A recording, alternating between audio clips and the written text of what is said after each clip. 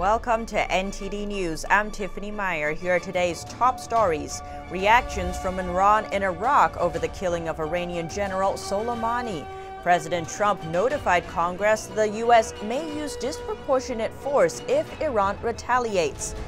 3 Americans are dead after an attack on a Kenyan military base. The militants released photos of the attack on Sunday.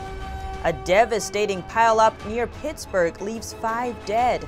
Dozens more are taken to the hospital, including children. Beijing's top liaison to Hong Kong is out. The most senior Chinese official in the city replaced amid 6 months of protests.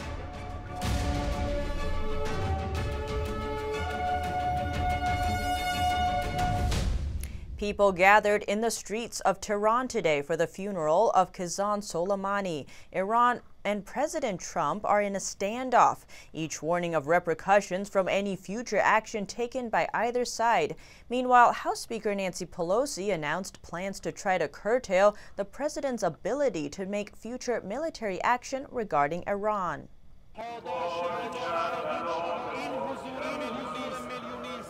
A funeral procession in Tehran on Monday for the Iranian General Qasem Soleimani and others.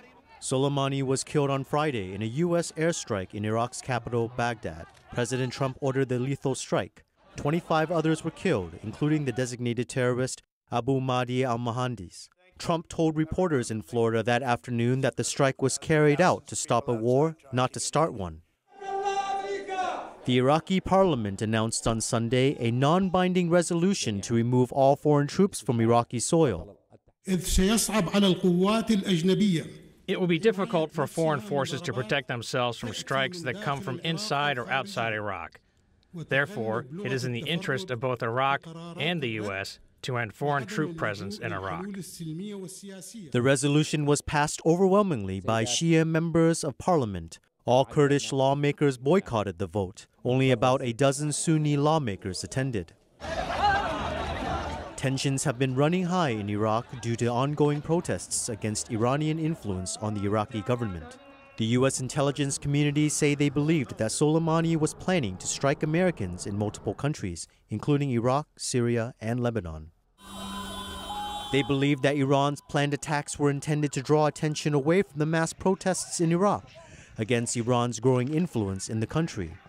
President Trump on Sunday warned of repercussions for Iraq if they do expel U.S. troops from the country, saying, "If there's any hostility, that they do anything we think is inappropriate, we are going to put sanctions on Iraq, very big sanctions on Iraq." He also said Baghdad would have to pay Washington for the cost of the air base the U.S. funded there. The Iranian general's daughter addressed those in attendance at his funeral. She said Soleimani's killing had awakened people on the resistance front and spelled dark days for America and Zionists. President Trump had tweeted a warning of his own earlier on Saturday evening. If Iran strikes any Americans or American assets, we have targeted 52 Iranian sites. He said the 52 sites represent the 52 American hostages taken by Iran many years ago. Fort Bragg, North Carolina, home to more than 53,000 troops, is no stranger to sudden deployments. But the proximity of the holidays this time caught many families by surprise. We ask you, God, to give comfort where comfort is needed. At Berean Baptist Church's Sunday night service, family members of soldiers being deployed were asked to stand. At least 6 members of this Fayetteville, North Carolina church are on their very first deployment. The 1st Brigade of the 82nd Airborne Division has trained for this. They run drills to go from getting that phone call to boarding a plane in a matter of hours. Still, this deployment shook families right at the end of their holidays, with the first notification sent on New Year's Eve. This military spouse may have a smile on her face, but Sunday was rough. Oh, I've cried a lot. She found out at lunchtime that her husband, who was already deployed at training, would be rerouted to join others in the Middle East. We're not naming her or her husband for security reasons. She says an added challenge was he was not allowed to tell her exactly what was happening, so he told her to look up a particular news article. It's hard not to hear it from the person that's really involved there and to have to read it from somebody else's perspective. From Taylor Smith's perspective, he's doing all he can to support his friend who got a notice to deploy. 82nd's trying to push back his deployment date as much as possible. But his wife is a high-risk pregnancy, and, believe he's leaving somewhere around Tuesday, and his wife is due Wednesday. Smith is a veteran like many others at this church who know all too well what it's like to deploy. They say the comfort is knowing their family at home has a support system. A volunteer group called Deployed Love is doing its part in building that support. I know it's scary, and we want to be able to make it a smooth flow for you and keep your kids, flowing through school year and not being stressed out as well. Stressed out and concerned about when they'll see their loved ones again.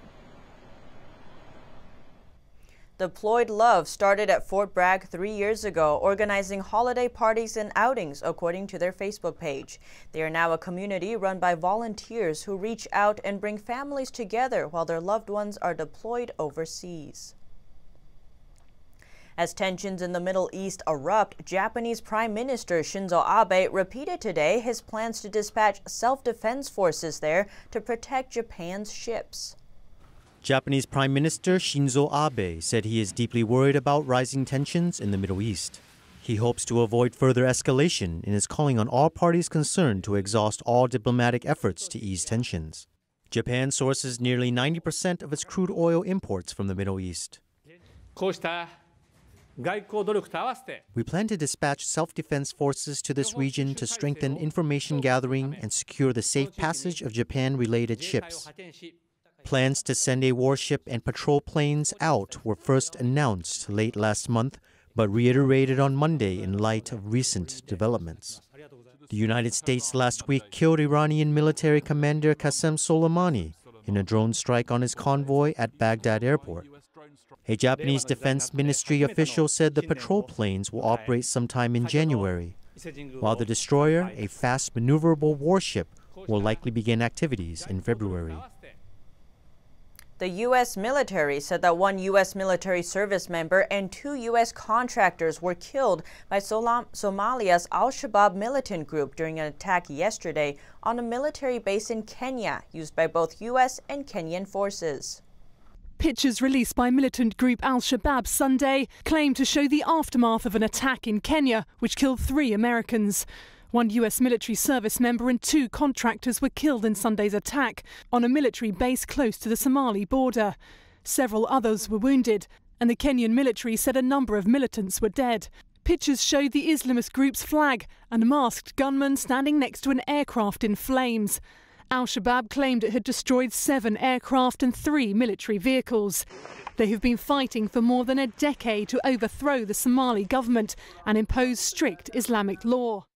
Disgraced movie producer Harvey Weinstein is heading to court today to face sexual assault charges that could send him to prison for the rest of his life. Over 80 women have accused Weinstein of sexual misconduct. Criminal investigations into Weinstein fueled the Me Too movement, with hundreds of women coming forward to accuse powerful men of sexual harassment. But the case against Weinstein at the New York Supreme Court boils down to 5 felony charges based on claims by 2 women. Weinstein has pleaded not guilty and has repeatedly denied all allegations, saying any sexual encounters were all consensual. It is unclear if he will testify in his own defense. Jury selection is set to start Tuesday. The trial is expected to last until March. Another potential hurdle for Boeing. The company acknowledged yesterday that there is yet another potential issue with its 737 MAX. According to a New York Times report, Boeing and regulators say there are concerns about the plane's wiring, while a Boeing spokesman says that Boeing is working with the FAA and others to make sure the design is safe. The MAX was grounded in early 2019 following 2 fatal crashes caused by issues with a different system. And Boeing is still waiting for regulators' approval to return the planes to flight service. Boeing says it's too soon to tell if the analysis will result in design changes. A transportation official said that at least 5 people were killed and dozens injured in a crash early yesterday involving multiple vehicles on the Pennsylvania Turnpike near Pittsburgh.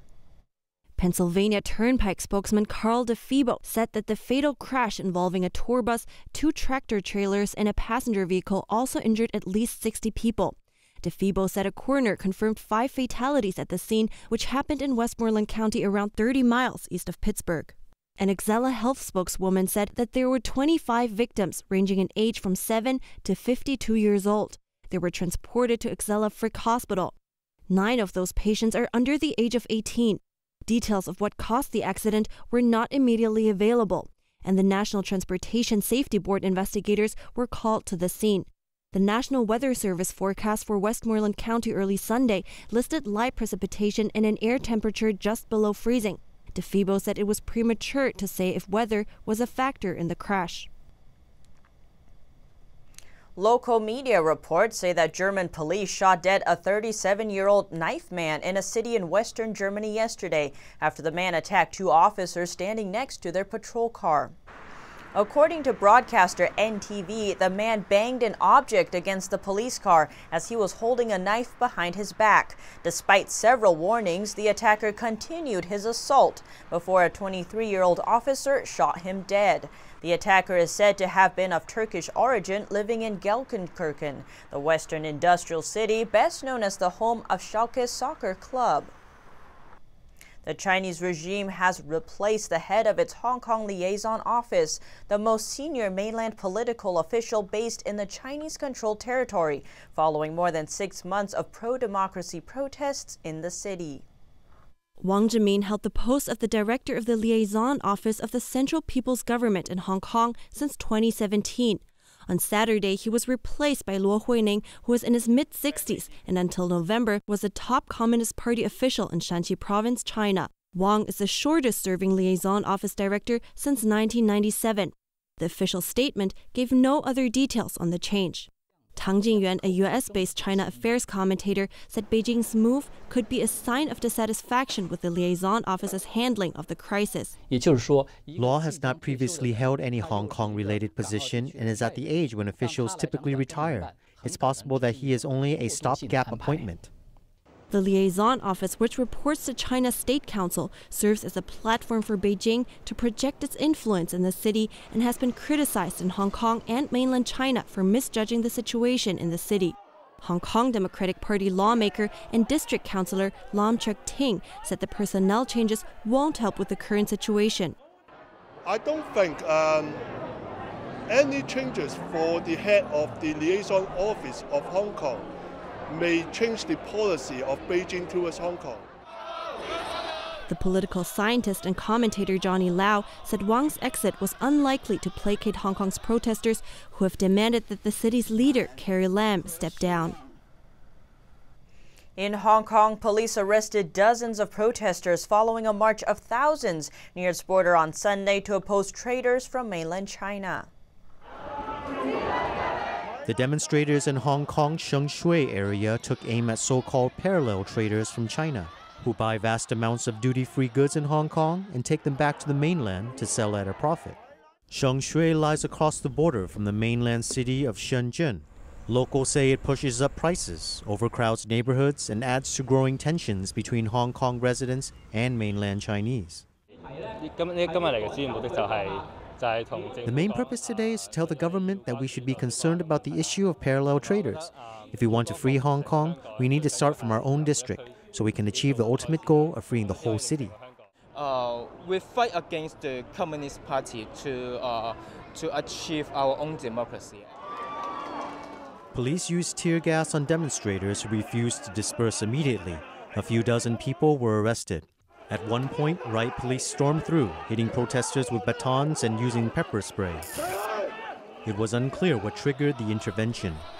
Organizers estimated 10,000 people took part in the march, while police estimated a crowd of 2,500 at its peak. Venezuela's Congress re-elected Juan Guaido as head of Congress on Sunday. The election was held from an alternative site after armed troops blocked legislators from entering the parliament building earlier in the day. Venezuelan troops with riot shields blocked Juan Guaido from entering parliament on Sunday. They were pulling him off the compound's iron railings after he tried to push past security forces.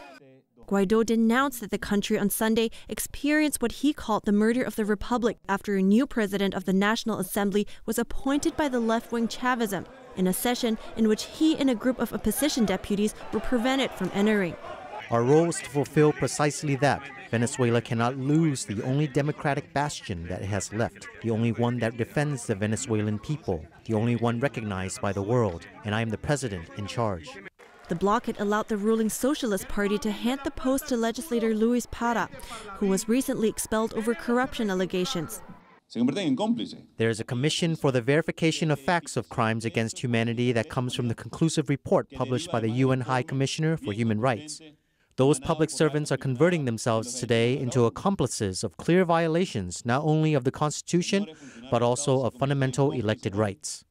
Nicolas Maduro's regime was slammed by the United States, the European Union, and a dozen Latin American nations. But Maduro has clung to power thanks to continued support from the military and the backing of China, Cuba, and Russia. The move may further weaken the opposition's already flagging campaign to oust Maduro. It creates two competing leaders of parliament in a nation caught in a political standoff and suffering a hyperinflation economic collapse. And coming up, the latest on the devastating bushfires in Australia. A second day of rain is helping with containment.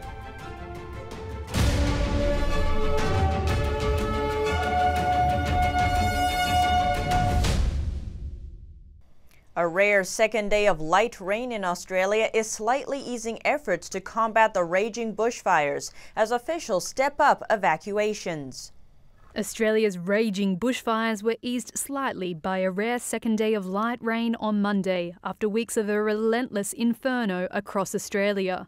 But there's been no rest as officials seized the moment to step up evacuations. Some roads that were once blocked along the coast of New South Wales were reopened, helping people stranded for days to escape. I've got my family, my cousins, my daughter, my dogs. I think with everybody going on the road, it's just a bit eerie. After receiving flack for being slow to act, Prime Minister Scott Morrison announced a further $2 billion Australian dollars to help rebuild.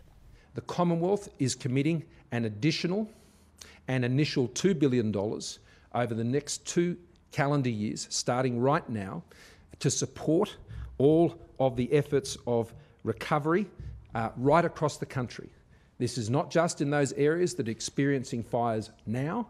They are in those areas that have already experienced fires, particularly up in Queensland and northern New South Wales. A new estimate on Monday put damage from the fires since November at an estimated $260 million. In New South Wales southeast, one of the worst hit areas, businesses ranging from dairy and cheesemakers to holiday rental homes are reporting hundreds of thousands of dollars in losses. And in Victoria, fires have killed large numbers of livestock, gutting a $3.3 billion Australian dollar industry. The bushfires in Australia's Kangaroo Island have nearly wiped out their entire koala population. Amid the disaster, a story of hope is emerging for these adorable creatures. Burnt, injured and bewildered, koalas needing care are arriving by the trailer load. They're all stunned. Rick Fisher and his neighbours saved these ones from their properties, some barely clinging to life. I think this little fellow, he's too far gone. Yeah, he's too far gone. The survivors are under critical care at the Kangaroo Island Wildlife Park. It's been inundated, taking in dozens of severely burnt animals a day. Unfortunately for some of those animals, the best thing is humane euthanasia straight away. There's just no chance. The impact on wildlife is breaking hearts. This environment has been completely changed, and I don't know that it will ever come back and be the same. Park owner Dana has her hands full caring for these survivors around the clock. Every day they're getting pain relief, all of these guys are. We're also treating them for severe burns on a few of them, minor burns on others. She is a great ambassador for what we can do for some of these koalas. Hope amidst the devastation. And coming up, we look at the wearable tech trend and how it can help you stay fit in 2020.